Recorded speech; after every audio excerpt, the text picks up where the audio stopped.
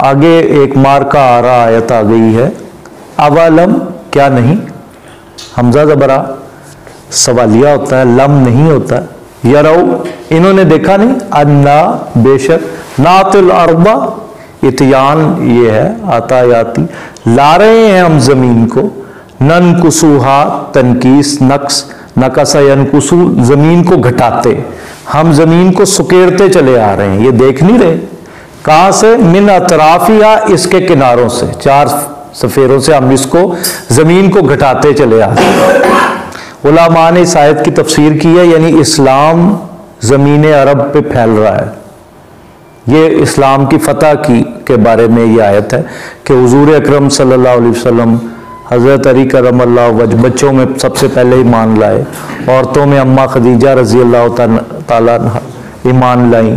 ابو بکر جوان لوگوں میں ایمان لائے، پھر بڑھتے دار ارقم سے یہ تبلیغ شروع ہوتی ہے، مکہ کی ایک گلی سے، پھر بڑھتے بڑھتے کام اتنا بڑھتا ہے کہ جب ہجرت کرتے ہیں 128 لوگ ہو جاتے ہیں آپ صلی اللہ علیہ وسلم کے ساتھ، پھر بدر میں 313 لے کے جاتے ہیں،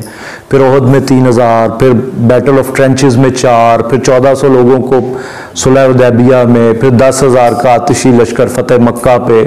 پھر اس کے بعد تبوک میں 30,000، پھر بڑھتے بڑھتے 1 لاکھ کے قریب خطبہ حجۃ الوداع میں مور اور لیس۔ تو فرمایا یہ دیکھو نا، کفار جو ہے نا ان کے لیے تنگی ہوتی جا رہی ہے زمین میں،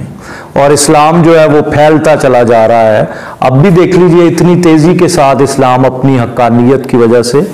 پھیل رہا ہے، اور مغرب میں بہت زیادہ پھیل رہا ہے۔ وہ جو جارج برنرڈ شاء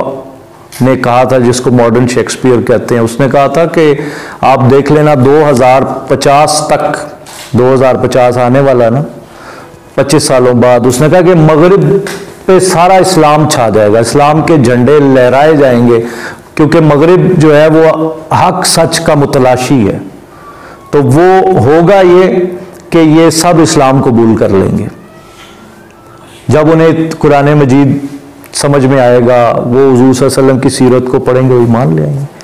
اور کچھ علماء نے یہ لکھا ہے کہ اس آیت میں گلوبل ولیج کی طرف بھی اشارہ ہے، کہ اس 1400 سال پہلے یہ فرما دیا زمین کو ہم سکیڑتے چلے جا رہے ہیں، تو ایک سائنٹیفک فیکٹ کی طرف بھی اشارہ ہے کہ زمین جو ہے وہ اب گلوبل ولیج بن گئی ہے۔